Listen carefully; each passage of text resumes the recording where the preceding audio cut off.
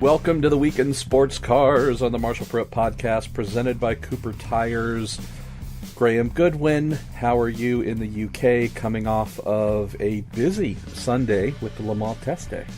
Well, busy Saturday and Sunday, MP. Good afternoon, good evening, good morning, wherever you are in the world, everybody. Yes, I think you can probably hear from my nasal tone, just getting over a nasty chest infection picked up on the trip over to Le Mans, but hopefully that's going to clear up before we go back again overnight on Friday. But lots going on. The grid looks great, 60 cars, and everybody got out of that relatively unscathed, with a couple of exceptions, but they will be fine for race week. Aston Martin with a bit of work ahead of them. Dragon Speed finishing the session with the 31 car in the wall, but all repairable. But yes, looking forward in that way that you do when you shudder in your boots, to a very busy week next week. And we also had Detroit IMSA last weekend, which we are going to get into in a moment. But before we do that, Graham, let's talk about some of the plans we've hatched for next week, the week of Le Mans. So we're going to do a couple things. We're going to try and kick off a model that I used last month at the Indianapolis 500, where I did a day at Indy. And effectively the format was 10 to 15 minutes, end of day, maybe 20 depending on who it was or how much we had to talk about. And that could be a guest driver, team owner, engineer, you name it. And just try and talk about what happened, what went on, interesting points and such. Just give folks a little bit of a short wrap-up podcast. And so we're going to try and do the same thing at Le Mans. Now, the only thing that's a little bit different, that I'm not exactly loving, but it is what it is I will not be at Le Mans. So this will be the second year in a row that I've missed. Last year, I had a good reason to miss. That was being part of the Fox broadcast team calling the race, which was definitely one of the highlights of my career. Unfortunately, I will be watching, Graham, the 24 Hours of Le Mans at home for the first time since 2006. So, wow. Yeah, and that doesn't make me feel great, but okay. So I will be here in California. You will be in Le Mans. So what we're going to try and do, dear listeners, is some form of end of day wrap up. It could be Graham and I. I'm sure it'll be he and I a couple of times. It could be a driver. We're gonna figure it out as we go here. And also, we should note that with the timing of some things, with qualifying and whatnot ending at midnight, getting a podcast spun up when everyone's just trying to get a report out the door, and then run to the car park, try and get back to the hotel, get a little bit of sleep, and come back and do it again. It might not necessarily be the day it could be the day after, when folks come back in the morning. But regardless, we're going to do our best. And so hopefully, as you've maybe figured out here with our Weekend Sports Car podcast, we just kind of play it by ear. And I think we're going to try and do that with the Day at Le Mans daily podcast next week, Monday through Friday. The other thing we're going to do, which is I'm quite looking forward to, thanks to Graham for this idea, is rather than cook up a normal Weekend Sports Cars podcast next week, which, as you might suspect, would probably feature heavily on previewing Le Mans, we said, hey, we're going to do that, but instead of Graham and I yapping and pontificating for however long, we'll offer some initial thoughts. We'll share some whatever things that come to mind that we think might be interesting for you to look at or consider as you prepare for the race. But it's going to be 95% of a Le Mans preview driven by your questions, your thoughts, your opinions. So we're going to send out the request probably Sunday, maybe Monday, but really long story short, our week in sports cars for the 24 Hours of Le Mans is effectively going to be your show, where you tell us what you want us to talk about, you tell us what you think is going to happen, and we are taking instructions from you, dear listeners. So that's what's coming up next week. But we're not there yet. So let's talk about what just happened, Graham. Tell me more about the Le Mans test day than maybe we saw on the printed page or the result sheet told us, with Toyota obviously leading by a, 0.6 of a second. Wasn't a giant gap to the Rebellion team, but that was quite interesting. You move down to LMP2, and it looks like some of the same qualities as seen last year with the Eureka chassis, despite the jokers. That's playing out. GT as well, both Pro and AM. What did you see there that is kind of intriguing you at this point, beyond what you've already captured in print? Well, LMP1, I think, could be fascinating for the first stints. After that, I think there's little doubt, unless things go awry for the Toyotas, there is going to be a gap that opens up. If the race runs unfettered for all 60 cars and everybody has no incidents whatsoever, Toyota will win the race. Yes, I'm putting money on that. But what we did see is what I think a number of us did actually suspect, which is at the Le Mans, around the Le Mans circuit, the non-hybrid cars, the best of them at the moment, are going to be mighty, mighty quick. Now, okay, the best time set by the Toyota was around 4.5 seconds off its pole time last year. But we did get twice during the sessions the Rebellion, number 3 Rebellion, the youngsters' car, if you like, splitting the Toyotas. Thomas Laurent in the first session and Matthias Besch in the second session. The interesting thing for me is we didn't quite see that level of pace yet, at least from the car we expect to see real pace from, the number 1 car. So yes, we know that the Toyota, which is effectively more or less the same package as last year, can and almost certainly will go quicker in qualifying. We don't know yet how quick the Rebellion can go. SMP Racing, pretty quick. Bike Honest, pretty quick. In fact, quicker at the test day than they were in qualifying last year. The Ginettas, not quite where they wanted to be. Dragon Speed had an issue in the morning with their brand new chassis, newly rebuilt car after Spa.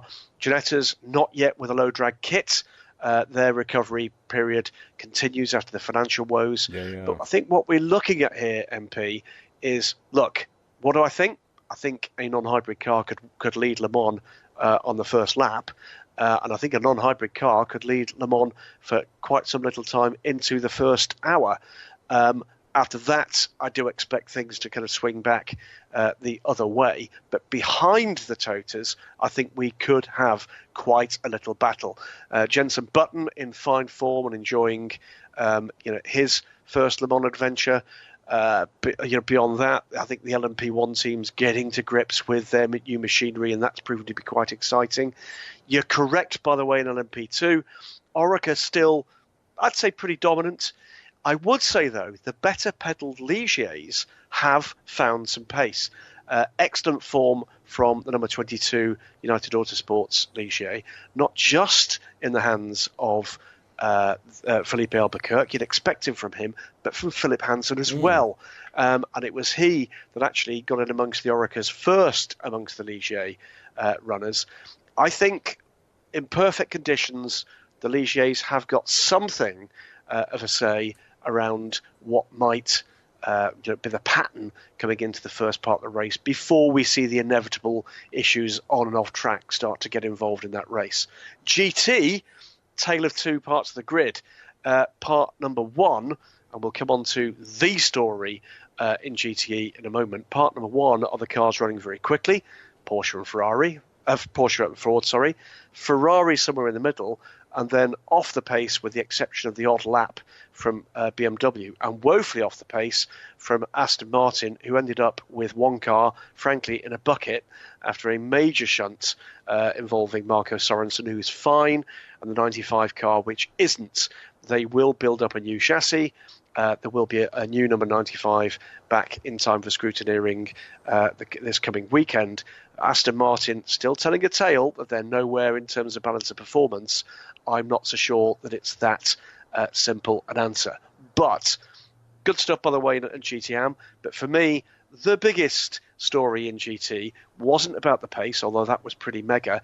It was about the look, and about the look of two cars in particular, because Porsche, the little minxes that they are, sprung a surprise on us with not just a garage that was actually decked out to celebrate their 70th anniversary, but the two full season WEC cars look utterly stunning. The 91 car in full Rothmans livery without the Rothmans, because that's not permitted anymore, and the 92 car in glorious and beautifully executed pink pig livery from the 1971 Porsche 91720. Porsche, I doff my cap. In recent years, your history of factory liveries has been not that shining. This, my friends, it's payback. Brilliantly done, brilliantly executed, great fun, and they will be massive, massive fan favourites. Yeah, and we have a question about those liveries too, so we'll save sharing personal thoughts or deeper personal thoughts on those. I guess of the other things that stood out to me, looking at how things shook out, not surprised to see the BMW M8 GTEs. Not crazy far out of the window. The fastest lap being set by the 81 entry Martin Tomczyk, Nicky Katzberg at a 3:53.9. The fastest lap being set by one of the two factory Porsches. The Porsches were 1-2 with a 3:52.5. So granted, again, it's still a big gap, but it's not as big as I thought it might have been. Better than, say, what BMW found on the car's introduction earlier this year at the Rolex 24 at Daytona. But I'm looking at, how we have a new model that is vaguely in the window, faster than the best Ferrari, faster than both Corvettes.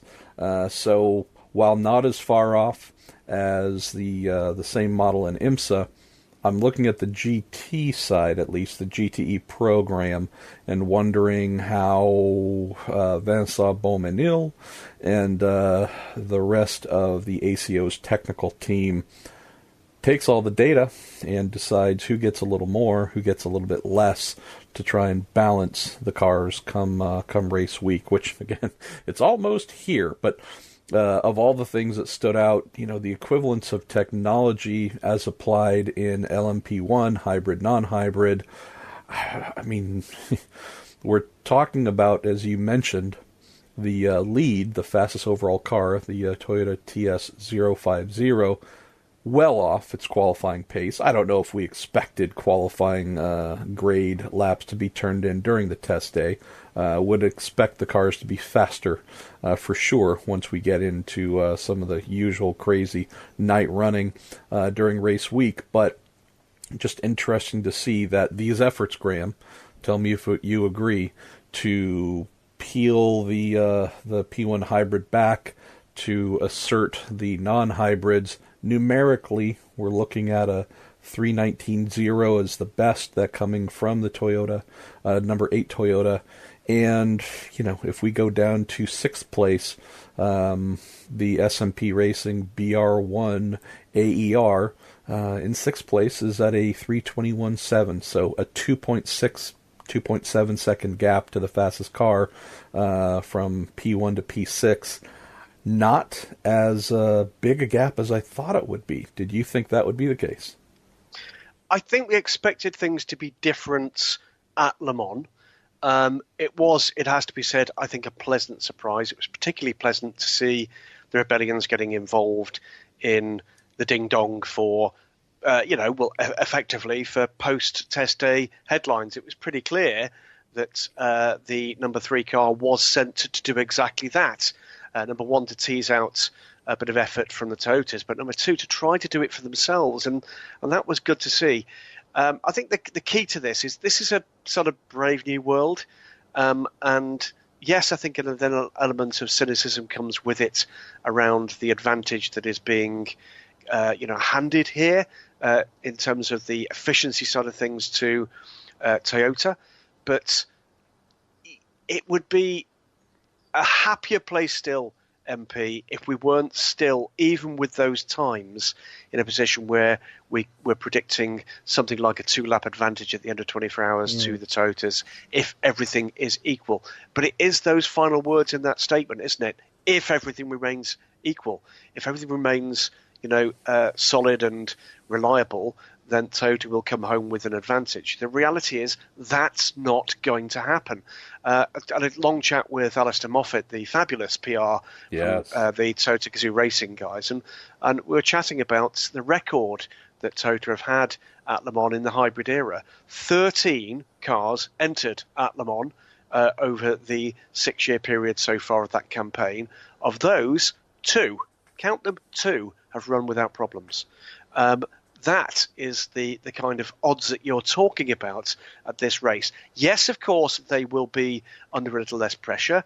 There's no other hybrids to chase wheel to wheel throughout the race here, they hope. But, even if we ascribe that, that everybody stays reliable, it's a figure from Paul Trustwell, no less, from Radio Le Mans, saying that he expects it to be something like a 2-lap advantage. That's about 7 minutes. You don't have to have too big a problem to lose 7 minutes. Let's wait and see. I'm going to go into this with eyes wide open and watching really hard. And I'll say again what I think I said last week here, MP, which is, yes, at the moment, it looks like it's Toyota's race to lose. They've lost it before. And if it does prove to be Toyota's race to lose, and they are heading off into the distance, there's going to be one hell of a lot of racing behind, not least in that GT class. I think once we get to race week, whatever happens with BOP, we're going to be racing, I think, in far closer contention in terms of those lap times across the 17-car GTE Pro field. That could be an all-time great class battle, and I intend to relish every single second of it. Mention one final thing here on BOP, and I think this is our first, or this is our second use. I'm not sure, but we got to maintain our strict policy of no more than 3 per episode. If having covered the prototype side, Graham, I am definitely looking at GTE Pro and wondering how solid of a job Ford did in running effectively P3, 4, 5, and 6 in class during the test. Close, but still approximately half a second off, more like 0.4 off from the Porsches and such. But just curious how good of a job they did in that wonky, weird place of, hey, we know you're going to do something balance-wise before we get to the race. We don't want to assert ourselves too heavily, but we also don't want to run so far off the pace that we are actually taking away from our ability to learn and capture proper data for ourselves, right? It's the one thing to try and not show everything and hopefully be not quite fast enough in the conversation, but enough to speak to the organizers and say, look, you can see we're not bad, but boy, if you could just give us a little something, we'd be right there. And then you have, in the case of some other cars where you look at maybe the fastest of the Corvettes, a 354.17 compared to the 352.5, nigh on 2 seconds off. I know the Corvette folks would not try and intentionally run that slow because that is far enough off to where, if that is the data that you're gathering, and the best you can do is almost 2 seconds off, you are not actually arming yourselves with a lot of great information going into the race about what the car needs to perform at a higher ceiling. So again, for me, I always look at this stuff not just in the numbers that have been put up, but how close they are or are not to the outright leaders, and whether those numbers might either pique the interests of those setting the balance of performance tables, or whether you are, far enough off where it's just a clear, guys, look, we're dead in the water. You may as well classify us in GTE-AM at this pace because we're barely ahead of those cars. So just an interesting thing to see what the ACO and FIA will decide of who gets the good favor, who gets the bad favor as we head into practice next week. Well, I'd say this much before we get into the next kind of part of it, MP, which is it's irritating enough now that if this is game playing by a number of the teams, I had one senior factory representative approach me and say, look, we talked to all of the factories. We said, look, it's time, if we've got this outside of Le Mans, this auto BOP, that we're in a different place with this. Let's all run at full tilt, no game playing. Ford said, yes. Porsche were the people apparently that suggested this. They were running pretty well. If that's true, and I'm sure that's just as much game playing as well, then there's a lot of game playing going on. Maybe it's time that they got a lesson. And maybe it's time that actually what they were told is, okay, let's run without BOP. Let's see how you like that for a race or two. Because sure as eggs is eggs, one or two of those cars without BOP will not be competitive. I think it's time for a different approach. It's time for no more Mr. Nice rule maker. Because you know what? You try to do your level best to unpick what's going on with these things. It's time that this process was an awful lot more open. Because if this is going to be what we look forward to for the rest of the modern era of GT racing, then the gameplay needs to be called out and BOP needs to be an awful lot more open. Because, to be honest with you, it's getting pretty boring. It's getting pretty boring that we don't really know what people have got because people are too busy gameplaying themselves, as well as the rule makers, as well as all of the other teams. What they seem to be forgetting is that it's not very respectful for the fans. Amen. Preach on, Brother Goodwin. Graham, should we also tell folks who might not have seen it on social media that we have a fun new The Week in Sports Cars podcast cartoon, logo, episode, something for us that kind of represents you looking dutifully busy and me looking thoroughly clueless as always? What, you're the one with the beard in that? Oh, all right. No, it is fantastic. Fabulous stuff by your good friend, Mr. Warwick. I have to tell you that when my good lady actually saw it for the first time, it took her a good 2 or 3 minutes to stop laughing. So, yeah, that's met the Trudy seal of approval. Yes, absolutely brilliant. Great stuff. A new corporate image. Yeah, well, I just ordered some stickers, so we will have, I think those are going to be showing up here late next week, so not in time for Le Mans, unfortunately, but we'll have some afterwards, and again, as I find some time, I'll try and get a small batch of t-shirts printed up, so at least you and me and the Daily Sports Car team and whatever other good folks that want one can... I guess walk around in bad taste with our caricatures being represented on their back. Definitely not on their front. That would scare people. No. Let's move over to IMSA at Detroit and then dive into a bunch of awesome questions.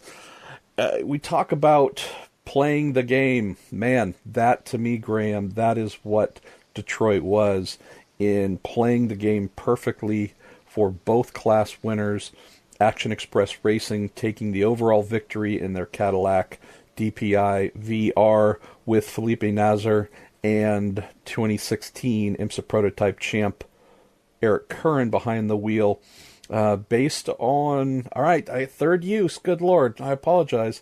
Based on recent BOP developments, we saw that the Cadillacs were nowhere at the previous round in Mid-Ohio, and there was a little bit of pace here or there at Detroit leading into the race, but there really was nothing to suggest that the V8 powered cars with their global headquarters located just, genuinely casting a shadow on the track almost so close.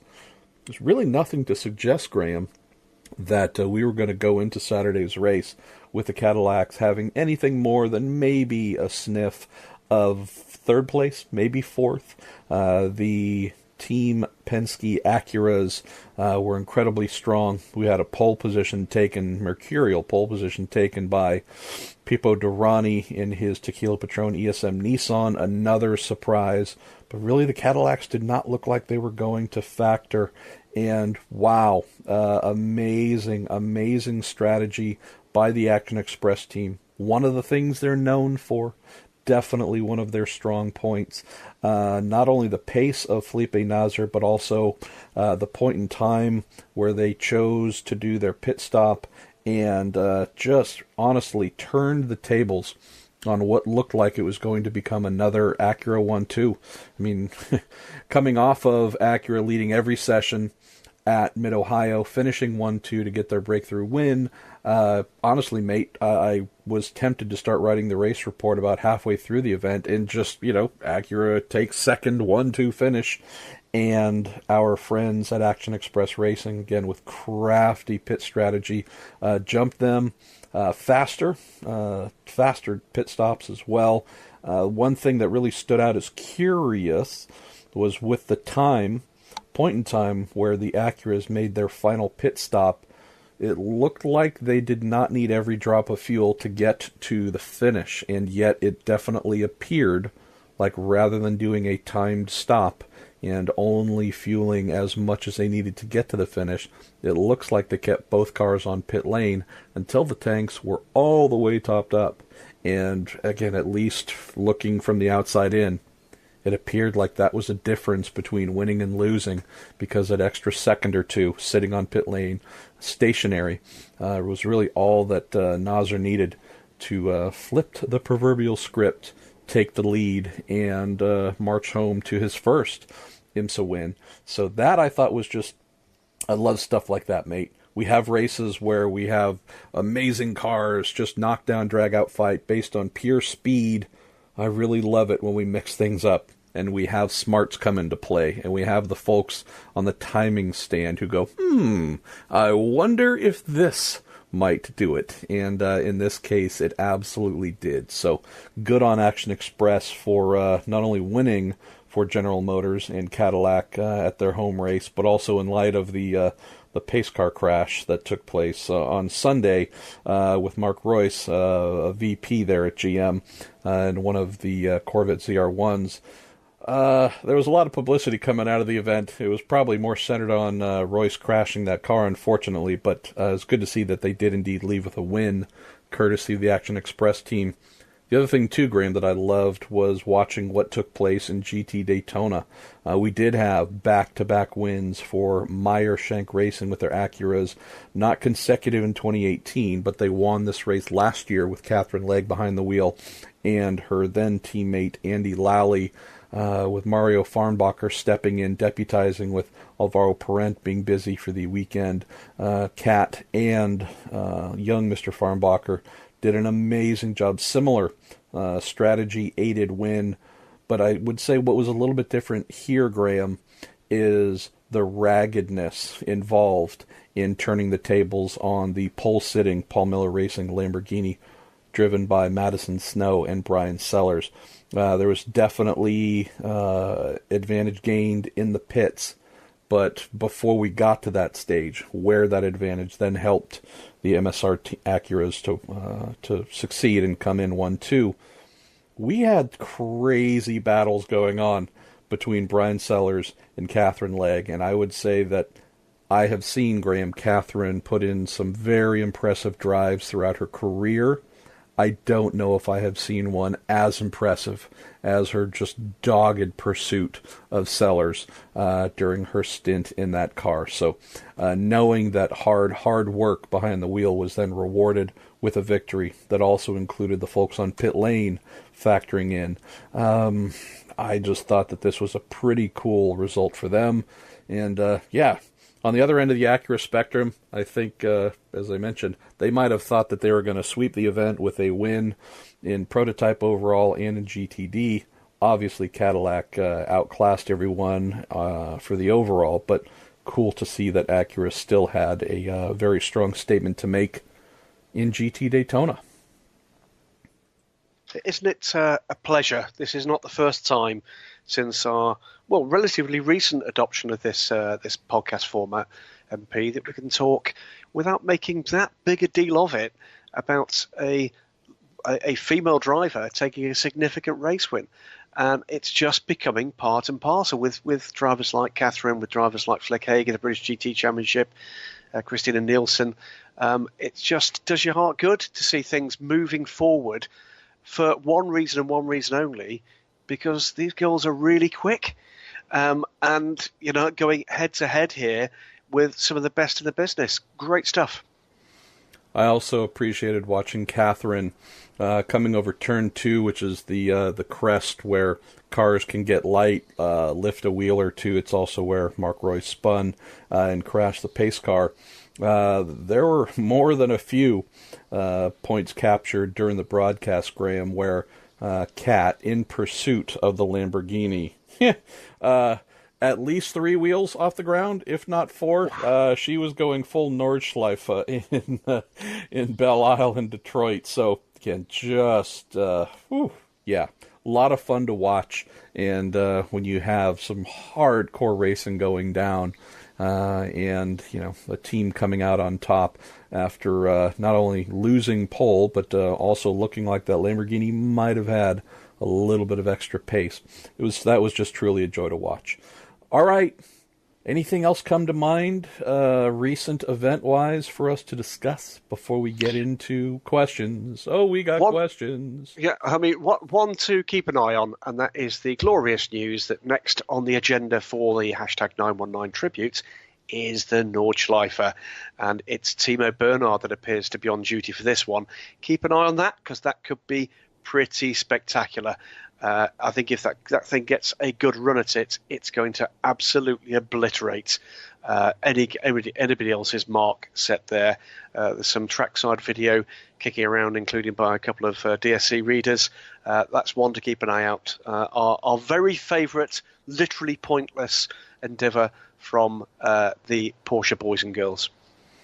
It was such a delightful thing that along with some other, I guess you could almost say, pointless endeavors by other manufacturers and teams throughout the years, was a feature piece that was commissioned that I happened to pen that will be in the next issue of Racer Magazine. So thanks to Porsche for having good ideas pop into the brains of folks like myself and racers Lawrence Foster. All right, where should we start with our questions? Oh, you got questions. Should we start Twitter, where we actually have quite a few questions this week, more than usual? Well, I'm looking at Facebook. You go for Twitter, and I'll keep an eye on Facebook, because there's one heck of a lot of questions this week.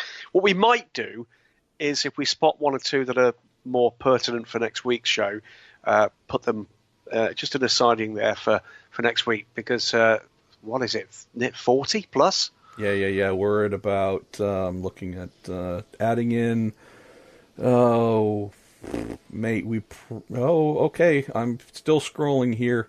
My guess is 50 to 60 questions with Twitter and Facebook combined, and we have 51 minutes left to go, just because I have an interview with Ford Performance boss Mark Rushbrook in 52 minutes. So, yeah, I think you just nailed it. We're going to do our best to get to all the questions that come in next week for our Le Mans preview show.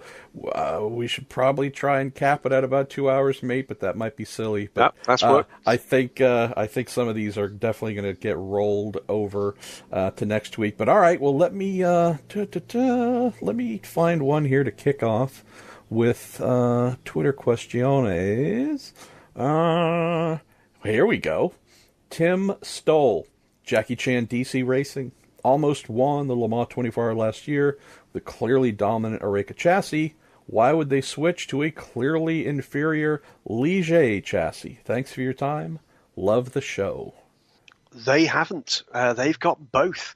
They've got the two Oreca chassis, which are their regular WEC cars, numbers 37 and 38. Yep. In addition to that, they earned additional places at Le Mans through other performances, including that win at Le Mans. That entitles them to an auto entry, plus auto entries for the LMP2 and LMP3 class wins in the Asian Le Mans series. So in theory, they could have had up to 5, given the opportunity for the additional 2.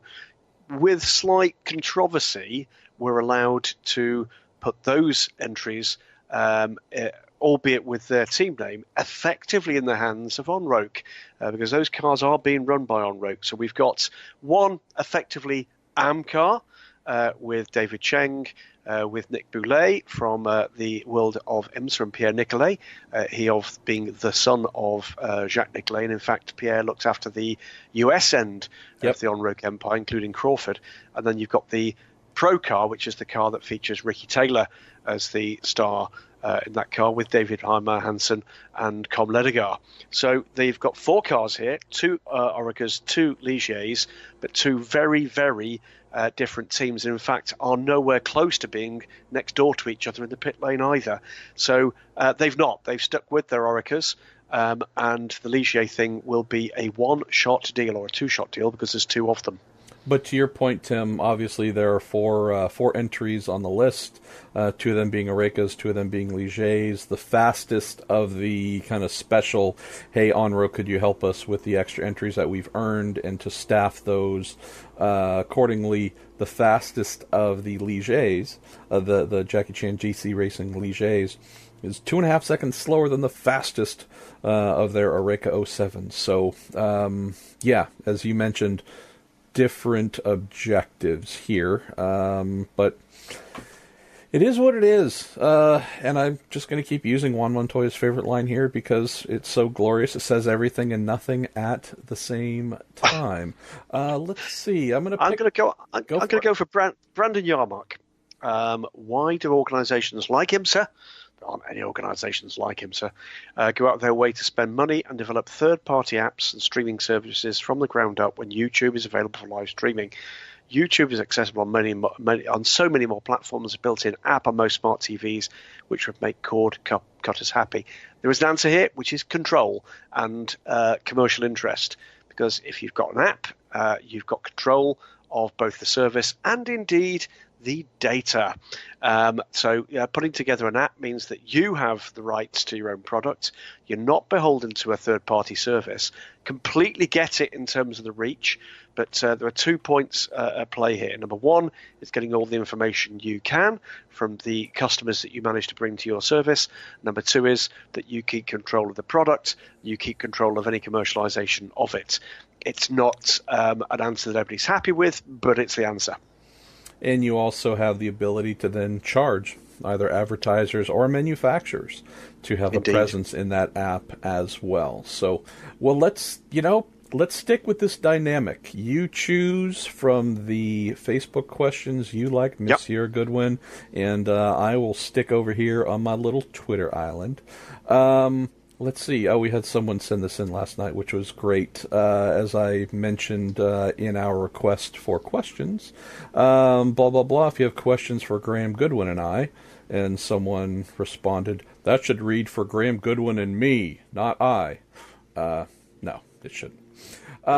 Let's see. All right. Well, actually, Andy Napier from Andy Napier Racing sent in a question via direct message, which I don't suggest because I start to lose track of 15 different places where things come in. I did cut and paste that into Facebook, so please get to that. But Andy wanted to check and make sure we got it. Yes, we did. I'm reading it now. Okay, but let me grab here. All right, here we go. Right Turn Lover, who often sends in great questions. Why could the IMSA cars double stint tires in Detroit when the Indy cars are struggling with tire life? And what do you think the nationality of the LM24 pole sitter will be? Well, that's a great question. The first one, I would say we have very different objectives here.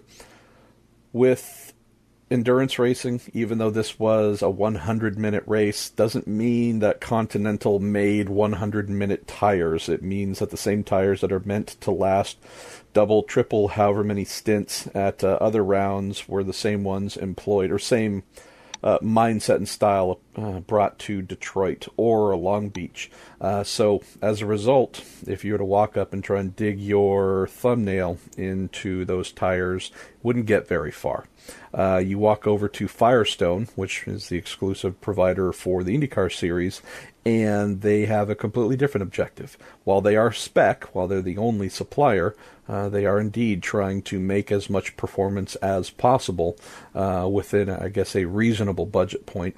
You stick your thumb into those tires, and it goes in a lot farther because they're gummier, they're softer. So just two totally different approaches here with the IMSA cars, even though it was a, call it a sprint race. Actually, I think the race was actually shorter than the IndyCar race. The IndyCar races, the Continentals are meant to last. The Firestones are meant to last much less amount of time, and so that is simply that. As for the nationality of the LM24 pole sitter, Swiss. Well, maybe, but I don't know who they're going to put in the cars for qualifying yet. So, we could kind of go through the leading cars and say who we think would be on pole if they were tasked with such a thing. I mean, Swiss isn't a bad idea. I don't think you should assume it's going to be Toyota. Interesting. I don't know. Go ahead. The one thing I'd say, MP, is that of the measures that have been taken around the LMP1 non-hybrids, not very much or many of them, in terms of both the number of and the scope of changes, have restricted their ability to go fast.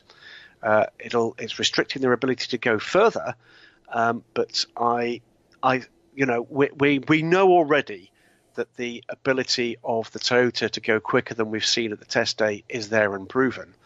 I don't think we should assume that the Rebellion, for instance, hasn't got something in reserve. Remember, the difference here is that is a 700 horsepower all the time car. Yep. 325 last year for the LMP2 pole sitter, with a broadly similar, if you like, and it's a wrong phrase, but I'll use it because it's an easy one to use, dumbed down package. Smaller Gibson engine, less sophisticated aero, heavier. We've already seen the car do a 319. Is there much more in the bank? And by the way, who's to say that Toyota are going to get free run as they did? It was a lucky free empty lap for Kamui Kobayashi. That doesn't happen very often. Who knows what can happen with a little bit of weather? Don't assume it's going to be a Toyota pole position. It should be. It probably will be, but I'm not making that assumption. And I think there's one or two people out there, Messrs. Lotterer and Yarny, for instance, who would like to go out there and mess with them a little bit. All right, brother. Pick one from the Book of Faces.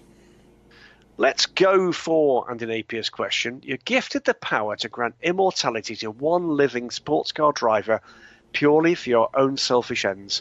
This could be motivated by a desire to continue to watch their driving style, which to transcend the bounds of time henceforth, or possibly just that they do the funniest tweets. The choice and selfish reasoning behind them. You want me to go first? You can go for that. So immortality. Do we think that limits us, Graham, to those who are still alive? Or would that maybe... It does say to one living sports car driver. Okay, all right, fair enough. I would say Hans Stuck. Oh, good call. Having seen him...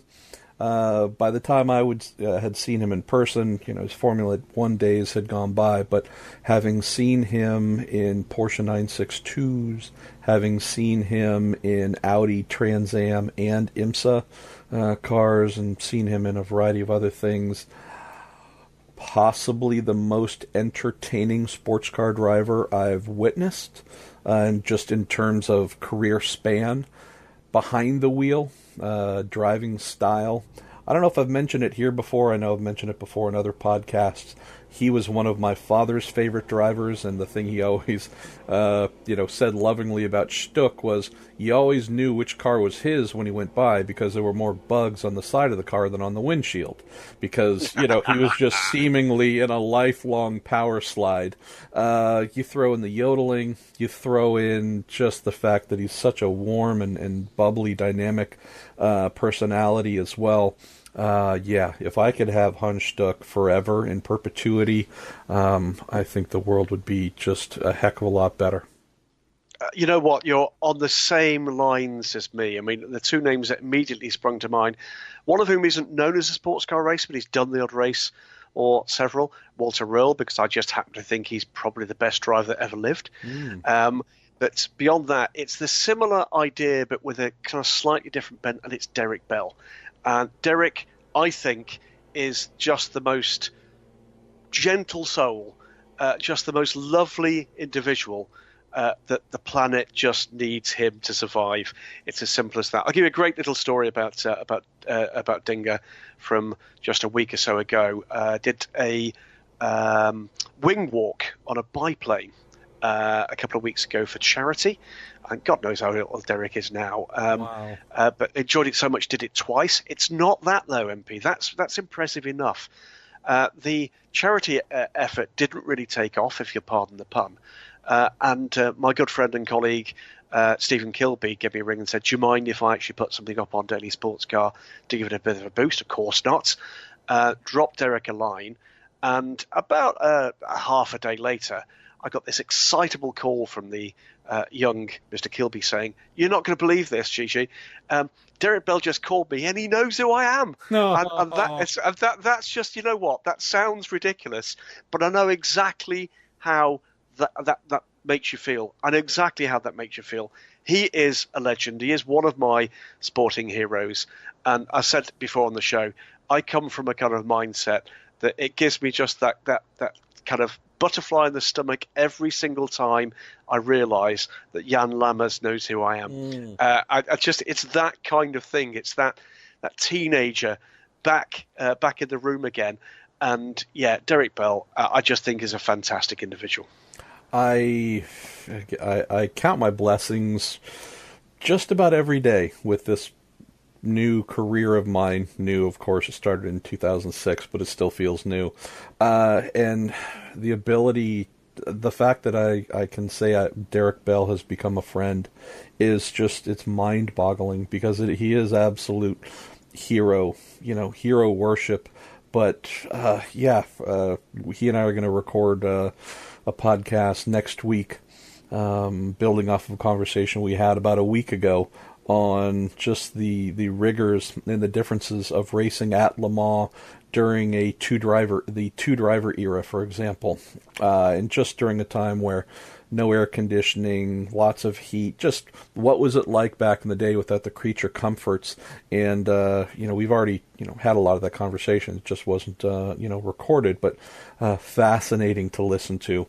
And we're also going to talk about some of his favorite Porsche races in honor of the new book that has come out about all of his Porsche races. So yeah, just good Lord, a dear man. Also, just mentioning this for whatever reason, if I haven't already, it's fallen out of my brain if I did, but just before we started recording here, spent about 40 minutes on the phone with dear Andy Wallace to capture a podcast, yes, on the 30th anniversary of what we call Jaguar, what you would call Jaguars, victory at La Sarthe in 1988. So meant to speak with Tony Dow about that from the team side, but great stuff from Andy about that. That'll be in podcast form, and if I get a hold of good old Jan Lammers, I sent him a text, just haven't heard back, then we will hopefully have 3 different voices calling back to 1988. So all kinds of fun.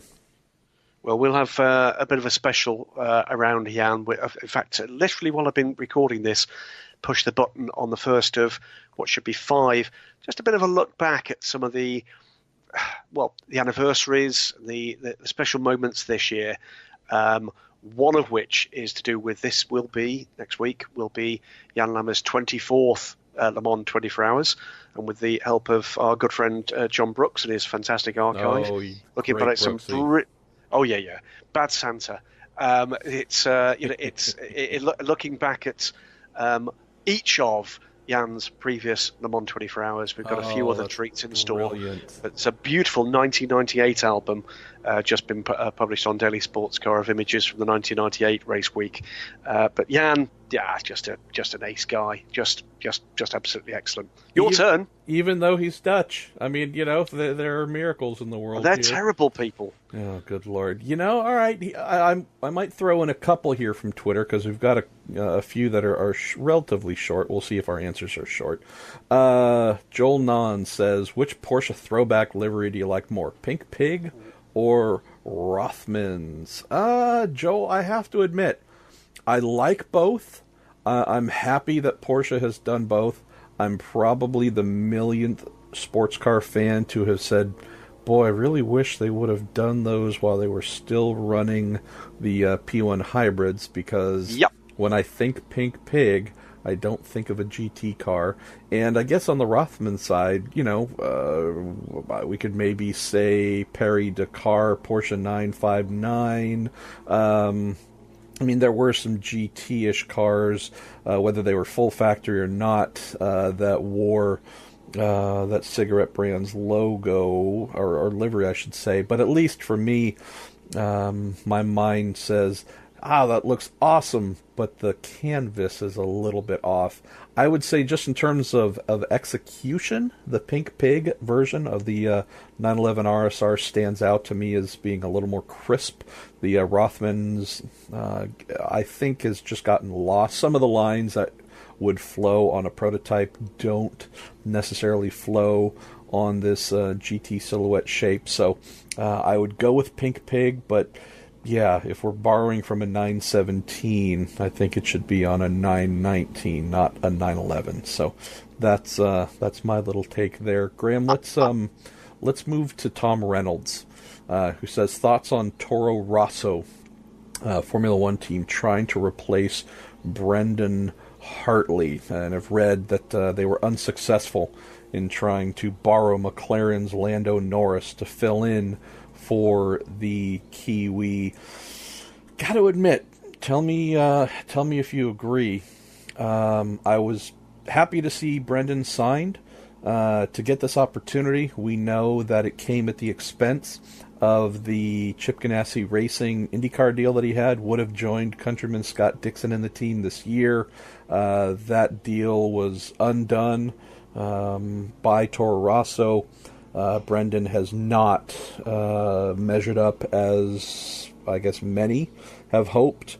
I'm wondering, do you think he's actually done himself some harm here? Because if his Formula One opportunity goes away, there aren't many factory prototype drives available, and would an IndyCar team want someone who left IndyCar for an opportunity and then got bounced out for not being fast enough?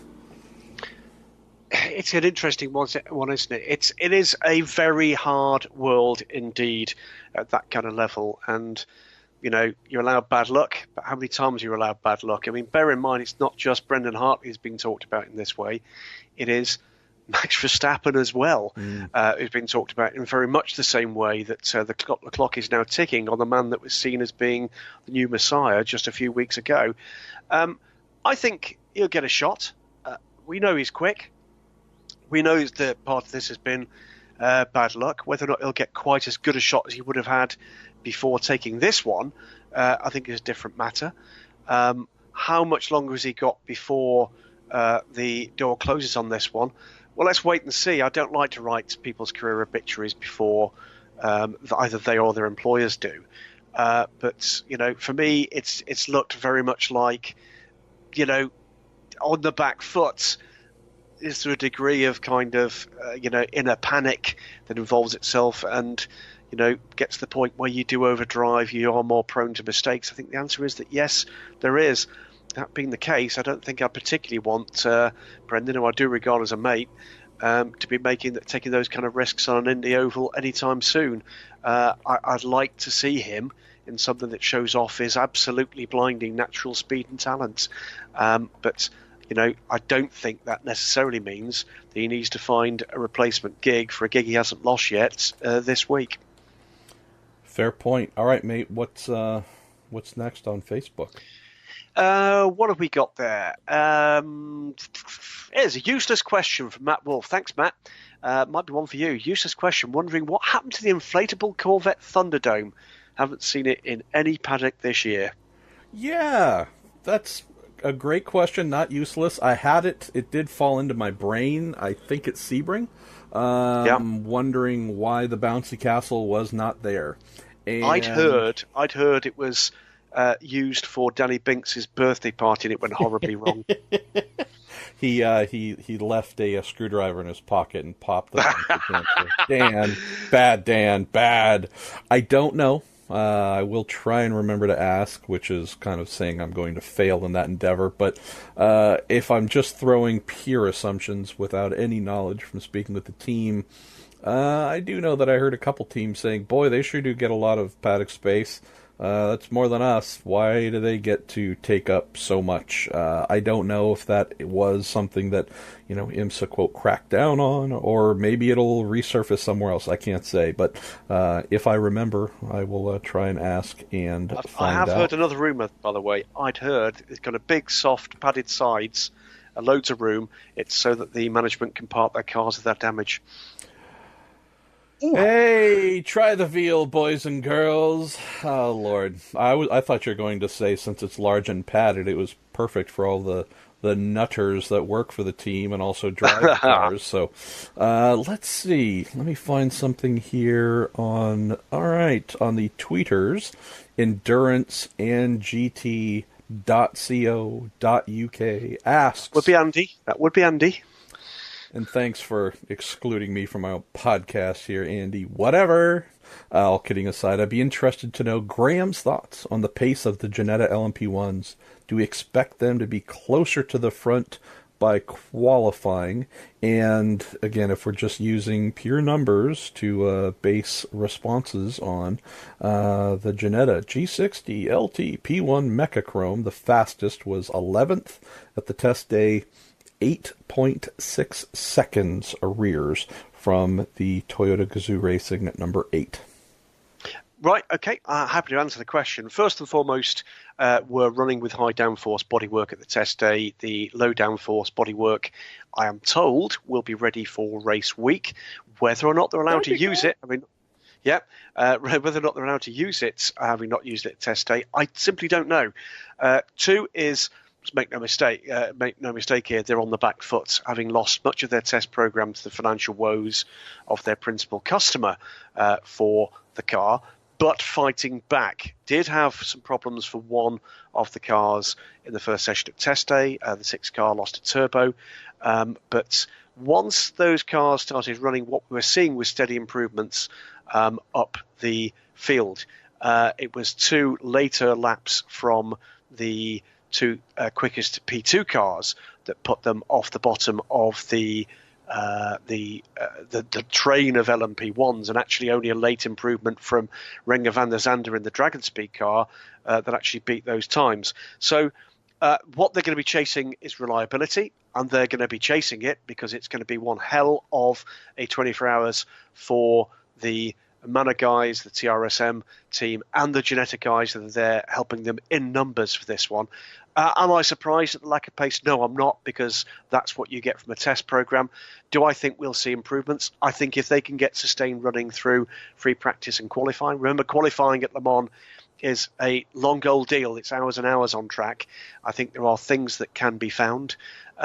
They did look, I have to say, very tired and very ragged. I think they'll be looking forward to a few down days between test day and race week to regather themselves and think of some of the simple answers to those difficult questions.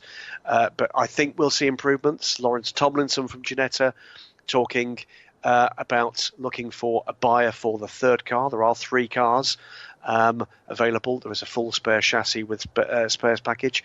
If they come out unscathed, there will be a 3rd car available for the Silverstone race if a customer emerges. And I am beginning to hear that there's interest for the LMP1 grid to expand, which is very good news indeed. So let's wait and see what comes forward from that. And by expand, I don't mean wait until the next season. I mean during this season. So let's wait and see. For the moment, I'd go this far. Do I think they're going to win? No. Do I think they're going to finish? I hope so, but I think that's going to be their battle. But I absolutely wish them well. Really trying hard to make this happen in a way that would do them and their companies proud. And you've got to love that in a team. Okay, so what Graham was wanting to say but didn't because he is a good son of the United Kingdom and wants to support Janetta as much as possible is no, he doesn't think they're going to finish. Not because he's a bad man, but because reality says when you come to the party this late, that's the expected outcome. So, it's 24 hours of pure hell, yes. I think is what it comes down to. If they finish that race, that will be an enormous result. Enormous result. Let's not forget some of the major factory efforts that have tried and failed, including Aston Martin with the AMR1, including, obviously Nissan with the GTR LM, and there are others too, including BMW when they came first with a prototype, including, of course, infamously Mercedes-Benz with the CLR. Everybody pointing fingers and saying, that's not very good, blah, blah. Remember, massive, massive efforts that just didn't work when push came to shove. You've got to, I think, appreciate the efforts of people like this, and they won't be the only ones who have a difficult weekend, I'm sure of that.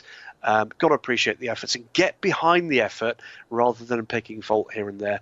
The reality is this program has not gone the way that anybody involved would have wanted it to, but they're not giving up, and I think that's great.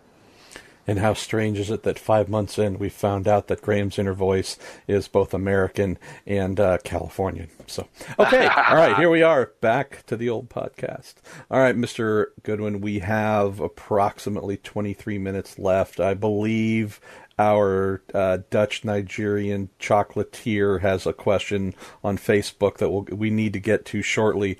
But we've got a couple here on Facebook that are fitting. One, just some great straight-up questions. Then we also have at least one or two that are the fun kind of bend-your-mind, silly stuff. Let's start with Andrew Pike. He says, in LMP1, we have different refueling times, stint lengths between Toyota and the others, but could we see a minor or potential vastly different ability to multi-stint tires? Quad stinting has been possible in the past. Do you think the privateers could manage this?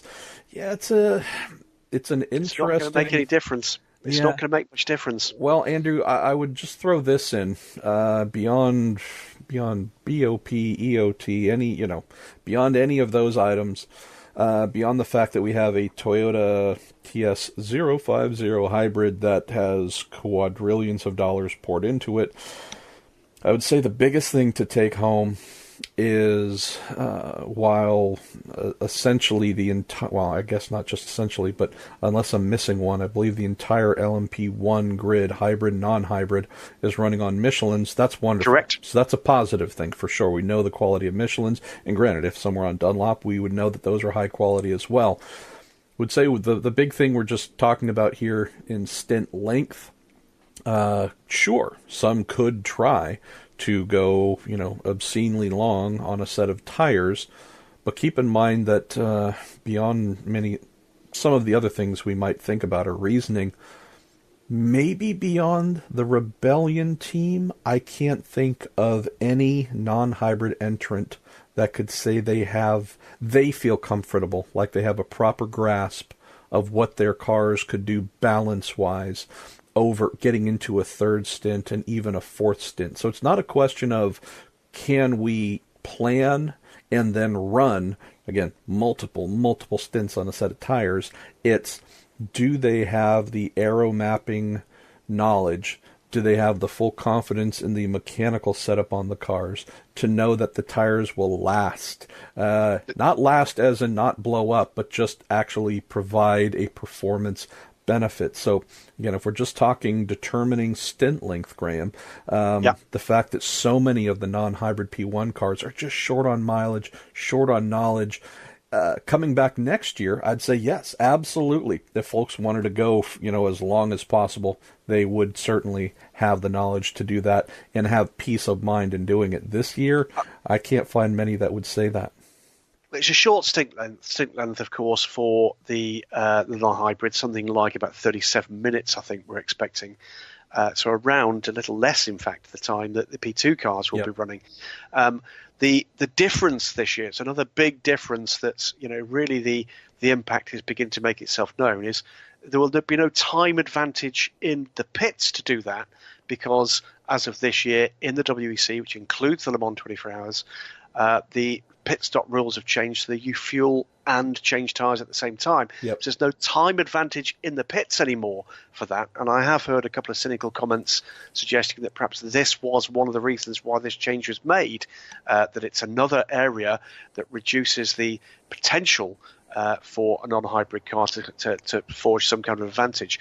Yes, they're restricted in the number of tyres they can use in the race, but in terms of the time in the pits, there should, with a well-drilled team, be absolutely no advantage whatsoever from changing tyres or not. And also keep in mind that not every pit stop, which is maybe the heart of what I was getting after, not every pit stop, most, but not every pit stop is done at the true end of the fuel cell's ability to keep the motor alive. Some pit stops based on whether it could be yellows, caution periods, tire degrading, driver needs. I mean, there's a variety of reasons where a car might not go to the last possible second until pitting. So there are instances where putting less fuel in the tank, I'm not talking a huge amount, but where putting less fuel in the tank will happen during pit stops. And in those are the times where you have to say, all right, what are we going to do here that's going to be most advantageous? Could holding on to a set of tires for an additional stint be the thing that actually is more rewarding? Because if we're going to actually finish fuel before we would get tires done, again, this is a race 100% about finding track position. This is a race more than anything. Despite how fast each car happens to be, track position is the one thing you cannot surrender, because with the way the yellows work, you pretty much never get it back. We don't have the American style yellow flag, all the cars pack up behind one pace car and off you go again. So that'll be the only area, Graham, where I can really see if a team is deciding to try and go a little bit longer on a set of tires, would be that question of how long is fuel going to take versus how long will it take to put new tires on the old hot rod. All right. We're going to do the Le Mans questions next week. One here for you, actually, MP, from David Zitterbarts, another regular. Hello, David. Approaching the halfway point in the IMSA season, what's going on at WTR? Fallen from Cadillac leadership domination to the midfield. Is it more than just a teething issue with getting Renger van der Zande and Jordan compatible on setups? And what's up at Wright Motorsports? Had high expectations of Christina and Pat Long. Results have been ordinary. Weird seeing these two so far down the order. Yeah, it's the good old WTF, WTR. Well, you have to look at how the season has played out and how it has certainly defied expectations in terms of the team getting to victory lane. I thought after 5 rounds we would have seen at least one trip. What I think we're seeing most of all, David, is the impact of losing Ricky Taylor. The team has been stable throughout the rest of its championship-winning program, barring the move from Ricky to Acura Team Penske and the importation of Renger van der Zande. I do not think that Renger is a downgrade by any stretch of the imagination, but I do believe firmly that the amount of importance Ricky carried in that team, more than just turning the steering wheel and tapping on the pedals. His work setup-wise, I think that is the area that we continue to see WTR being not just out of victory lane, but often chasing the Action Express team, which last year they didn't do a lot of that. They were clearly ahead, and this year, I mean, we're looking at 2 wins so far by the number 5 Action Express team, and 1 win coming last weekend by the sister number 31 entry. So of the 5 races, we have 3 that have gone to Cadillac, all 3 of those from the same team, AXR, not WTR. And if we look at how sharp Acura Team Penske has been, they claim that win at Mid-Ohio, Ricky Taylor, Helio Castroneves. We can certainly say that Ricky's value as a rocket behind the wheel, but also chassis setup-wise, That's been a big part in Acura's immediate success as well. So I think you're on to the heart of things, David. The fact that, Renger is new to the team, the fact that Jordan has readily admitted over the years that he more or less let his brother do the chassis setup side, and he lived with whatever it was and made the most out of it. You're now having to go back to the drawing board, Graham, and rely on either Renger, who I believe can have a valuable input, but is having to really work into that role, right? It's a veteran team. New guy coming in, getting the biggest shot of his career, isn't exactly just going to kick the door open and say, all right, this is how it's going to be. I want these springs and this ride height. So, excuse me. I think that's what we're seeing. We're also seeing, again, the inverse of this Brother Taylor's dynamic, I believe, where not only has Ricky been a huge portion of the setup puzzle and making it go fast, but in his absence, and with Jordan not having to be that guy, I think that's actually part of what's limiting their ascension in this new tandem of Renger and Jordan. So I don't know if we're going to get to the end of the season without Wayne Taylor Racing winning, but I do know that if we're talking about opportunities, it's not a whole ton of, we're not winding things down, but we're staring at that downhill slide where, between Watkins Glen, Mo Sport, Road America, Laguna Seca, and Road Atlanta, there's some more chances, but it's not going to be easy. And I have completely forgotten the second question. Don't worry about that for the moment, because we can shift effortlessly using Adam Smith's question from a question about a European guy going into the States to teams for the States coming into Europe, because Adam's asking, what do the IMSA teams have to go through to prepare their cars for Le Mans? Do they just unload and go? Is there any kind of changes they have to make? Now, oddly enough, I did actually pick up from the Chip Ganassi Ford team the list of changes they have to make to the US-based cars in order to qualify for Le Mans in GTE Pro. Now, the list, looking through, hang on a minute, right, okay, it's quite short. You have to take out the cup holders. The truck nuts have got to go. The big barbecue on the back, that's another thing that's definitely not required on Voyage. Other than that, good to go, really. I love it. I mean, the reality is, of course, major changes to setup. Although probably Le Mans, in terms of the way the road course is, MP, is probably closer to most North American circuits than most of our road courses are in Europe.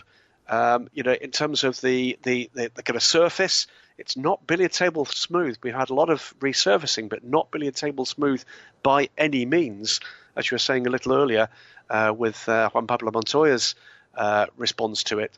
But the reality is we're dealing with homologated cars. There are going to be minor differences.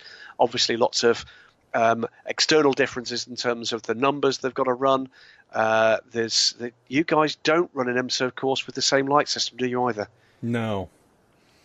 We're just different. We're uppity. we're contrarian. That's just who we are. Let's see. Let me try and find one or two to go here. We've got 11 minutes. Let me find one, maybe two on Twitter, and then we will close the rest of the episode off, Graham, with your choices on the book faces. All right, Paul Sharp. Loving the Porsche retro liveries and garage setup for Le Mans. Definitely think Ford have missed a trick to do similar. We've seen 100%. Mazda and BMW do retro and IMSA before. What is your favorite throwback livery? And what others would you like to see that haven't been done yet? Great question, Paul. Can I chuck one in straight away? Please. Much as obviously the car wasn't what it should have been, I thought the Nissan throwback livery on the GTR LM was fantastic. Oh, yeah. The white, blue, red, I thought on that car was absolutely amazing. I just like well-done retro liveries. We've seen a number of them done in the past, but Pink Pig, I think, is a corker, absolute corker. And you've got classic liveries. I happen to think, albeit it's not a throwback livery, the current Golf Porsche in the WEC that's also at Le Mans is gorgeous. absolutely spot on that car.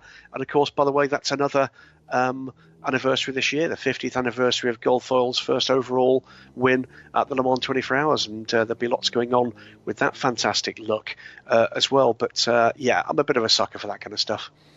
Well, you covered the ones that you've loved. I'll throw in what I haven't seen, and I realize that Jag is no longer, we don't, other than the brief foray from the Paul Gentilozzi run Rocket Sports GT2 Jags, 7-8 years ago, we haven't seen the mark at Le Mans since, but I would say that if someone, any manufacturer, any privateer, wanted to model something off of the tone-on-tone silk cut purples, boy, that to me just seems like pure beauty waiting to be applied to a modern race car. Again, it doesn't even have to be mark specific, just someone who realizes those colors were so beautiful.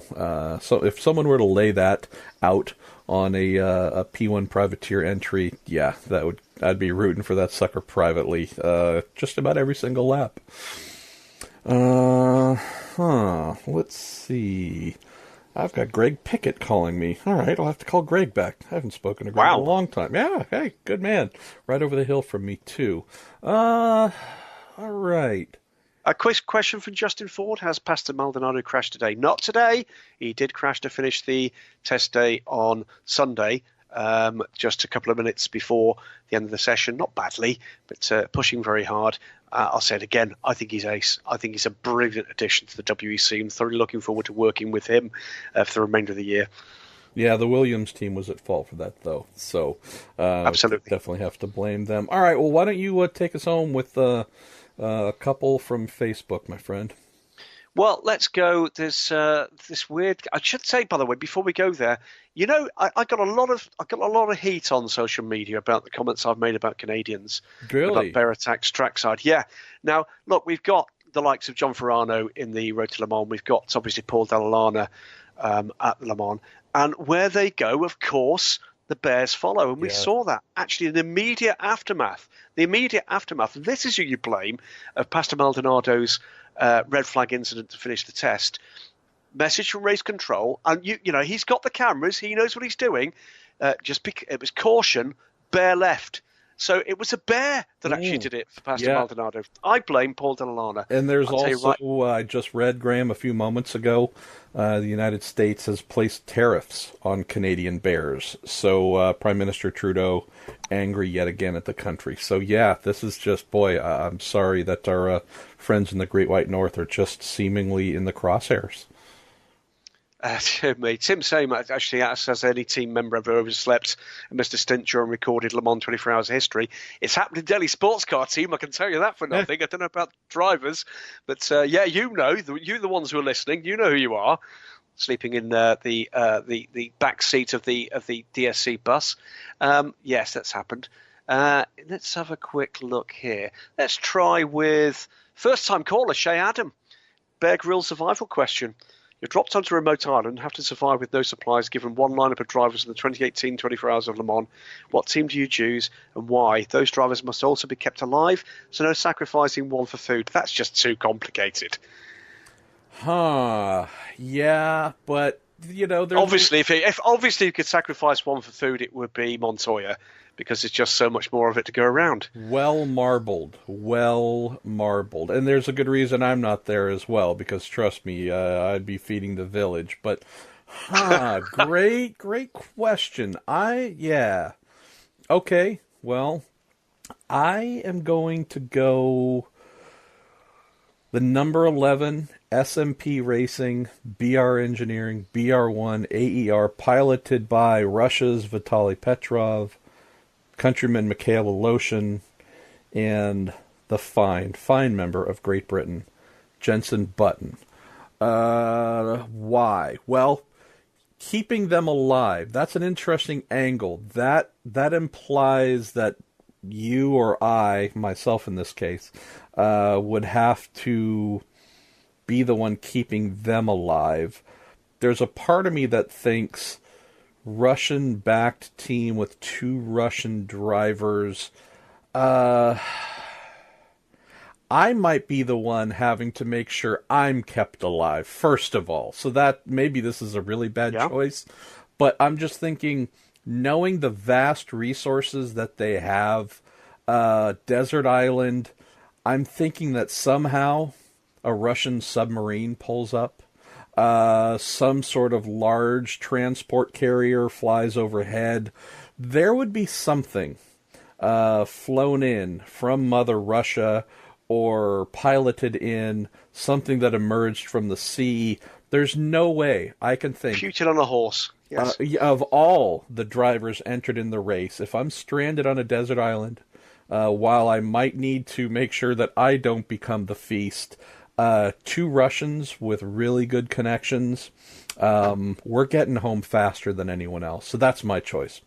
I've got a choice, and only because it's just a team I'm not that invested in.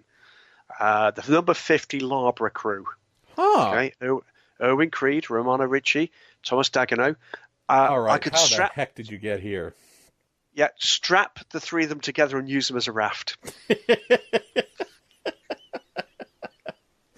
I wasn't thinking, and I also failed to mention, Button probably would keep us entertained. He's a good guy. If food was somehow found, dropped off, or otherwise, I'm sure he would know how to prepare it beautifully for us. Desert Island cuisine by Button. I mean, that kind of has a ring to it. So, yeah, you can float away on yours. I'm just going to rely on a variety of undercurrents of methods to secure at least the two Russians, and hope that they would bring me and Button along with them. So, I don't know. I think, or I hope we might have adequately answered that from a new contributor, Shay Adam. I wonder if she knows Shaiya Adam, but if not, the two of you should commingle on Facebook. It's good to see some of the ladies actually going back to motorsport, isn't it? Shay Adam, not a name I'm familiar with. No, but do tune in again. Do, yes. Do you have one quick one, because we've got about 2.5 minutes left? Lots of people saying, are the Aston Martins really that slow? No. If they are, then there'd be a lot more people down the road from Pro Drive by now. No, they're not that slow. They won't like me for saying it. I'll be taking some flack next week for saying it, but no, they're not that slow, without a shadow of a doubt. I'm looking down this list, and they're all very long and involved. Well, maybe we will try and carry some over into our listener-driven Le Mans preview next week. I think we should. I'll be making a good long list of those and looking forward to that show. That could be quite a lot of fun. MP, that's another week done. It is. Yeah. I mean, again, we're 5-ish months into this, and we've yet to come to our senses, so let's keep doing it.